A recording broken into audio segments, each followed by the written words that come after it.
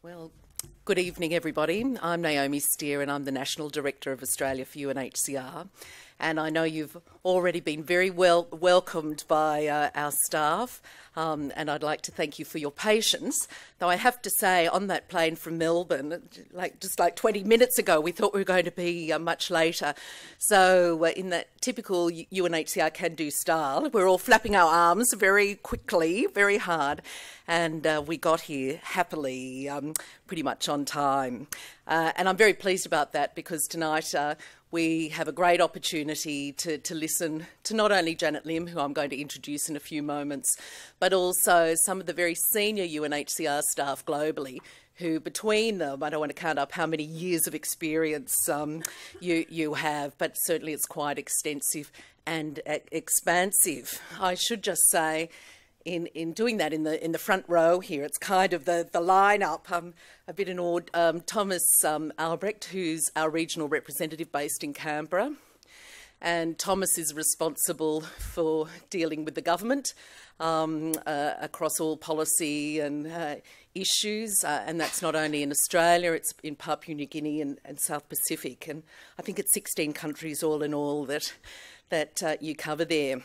Beside Thomas is Daisy Dell, who, thank you Daisy, and Daisy's head of the Asia Bureau in HQ, and Asia covers, is it from Iraq? From Iran, across Afghanistan, right down to Australia. And I'm hoping that tonight people will also be asking Daisy and Thomas lots of questions. I've had the good fortune of being with them for the last day, and they've got a lot of interesting information to share. Of course, we have Janet Lim. And Janet, like a few others I suspect in this room, has been struggling with the lurgy, the dreaded lurgy, but we've pumped her with pseudoephedrine. She was a bit worried about what I was giving her and, you know, that she might go crazy on stage. And if she does, you can blame me for that. I've said that's the end of my career as I know it. But anyway, go for it. And beside Janet is Dona Tarpe, who is the UNHCR officer in charge of donor relations globally, and I love that name, resource mobilisation. We also have Ellen Hansen, who's the head of protection in the regional office in Canberra. So we don't want to say that Thomas is the representative male here, but I really think, you know, with respect, Thomas, you've got the power girl team here, and it's a real privilege to have you here. Janet has been a long-standing supporter of Australia for UNHCR since we were established in 2000, and particularly in the role that the private sector can play in supporting UNHCR's operations. And I've asked Janet at some point tonight to address the difference that we make through the private sector, and many of you, and there are so many familiar faces here tonight, our donors and supporters, and thank you very much for the contribution that you are making, and we've just seen a film about, you know, some of the huge challenges that UNHCR is facing. Janet is head of operations at UNHCR. She's the Assistant High Commissioner, and she's very well prepared for that responsibility, having spent much of her career with UNHCR in the front line. She worked in Rwanda around the genocide. She was with UNHCR during the war in the Balkans. She was with UNHCR during the first Gulf War in the field, and also at the peak of the civil war in Sri Lanka. So pretty much every hotspot in recent history of UNHCR, Janet's been directly engaged at some level. In addition to her undoubted qualifications for this role, Janet speaks fluent English, German, French, Mandarin, and I'm advised a little bit of Arabic too. We haven't had time to teach her much Australian, you know, but I was doing my best in the car, but she went to sleep, probably with the drugs I gave her, but anyway. Janet, as a Singaporean national, is one of the most senior Singaporean nationals in the UN system today. As head of UNHCR's operations, she's responsible for supporting its staff of 10,000 people, 80% of whom work in the field and on the front line. Today's humanitarian crises take place in a complex and volatile environment, and right now we have the opportunity to hear from Janet how UNHCR is responding to these challenges and her insights on the way forward. So please join me in welcoming Janet to the stage. Thank you.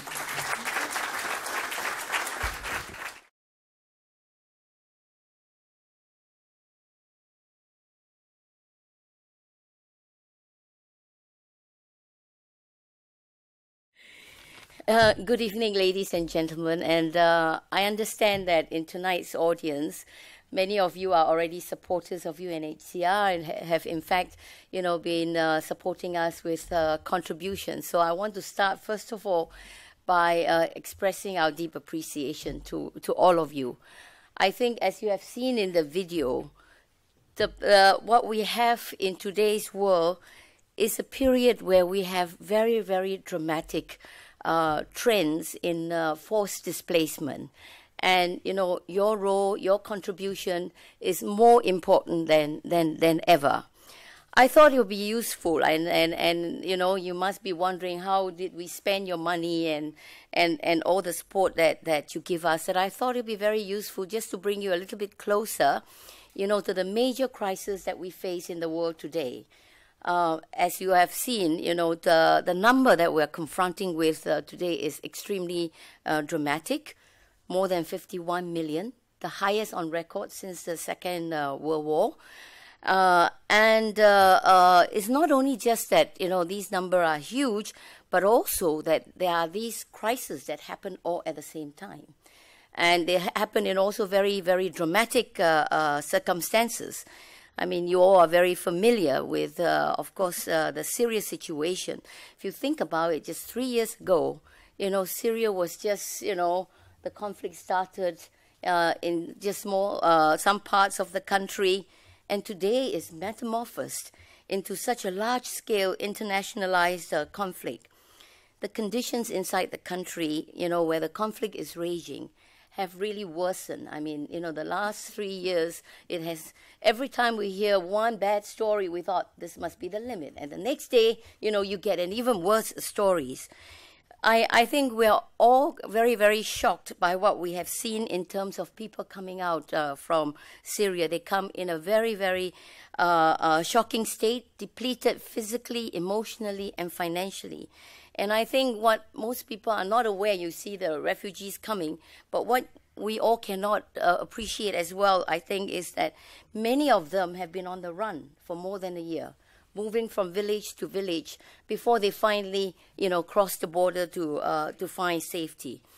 And more than that, not only have they suffered very much in their journey, but many have suffered also unspeakable atrocities and losses of family and loved ones. And the extent of the impact, I think, is really extensive. But particularly dramatic, I think, are the impact on the children and the young Syrians. In fact, what we're really worried about is that an entire generation of young Syrians are being shaped by violence, displacement, lack of education, and opportunities. 2/3 of the children, of the refugee children, and 3 million more inside Syria are out of school. So with every day that the fighting continues, these children are at the risk of losing their future altogether. So in our program, and in terms of your contribution and support, we want particularly also to focus on the needs of the children. That's just Syria. Maybe it's not as well publicized, but equally dramatic also currently has been the consequences of inter-ethnic and inter-religious conflict in the Central African Republic. That country is a very small country. It has seen more than 500,000 people displaced and 400,000 fleeing into neighboring countries. There's no part of the country that is not touched by the conflict. Then there is South Sudan. And if you all recall, we all had when the new country was formed, there were such aspirations, but these aspirations is now very short-lived, of course, and there has been renewed fighting and violence, and again, massive exodus outside the country, and all in a matter of months. I mean, last December, everything was going fine, and then I remember that, close to Christmas, we all had to mobilize because suddenly there was this outflow from South Sudan. Today's refugee situation are very complex, not only in terms of people moving out into neighboring countries, but we actually now have refugees moving from areas that are in conflict themselves, moving into another country, trying to find asylum in countries that are themselves in conflict. And so what we are seeing is a situation where refugees are becoming refugees several times over. It's not just that they flee across the border and that's it, but they are fleeing into countries. Imagine who would want to flee into Syria today, but there are. And similarly, we have got Syrians who are seeking asylum in Iraq. I say all these things just to demonstrate just how dramatic it is. And I know for many of us, if we're not faced with the refugees face to face, it's hard to imagine that. But many of us who work, we talk every day to the refugees. And this is what really, gets to us very, very much. When you hear these individual stories, and it really brings down, from these, we talk in big numbers. But behind the big numbers are all these individuals who are affected in very individual ways. By the same token, when we assist refugees, when you think of the big numbers, it's daunting. But at least whatever we do does have impact on the individual.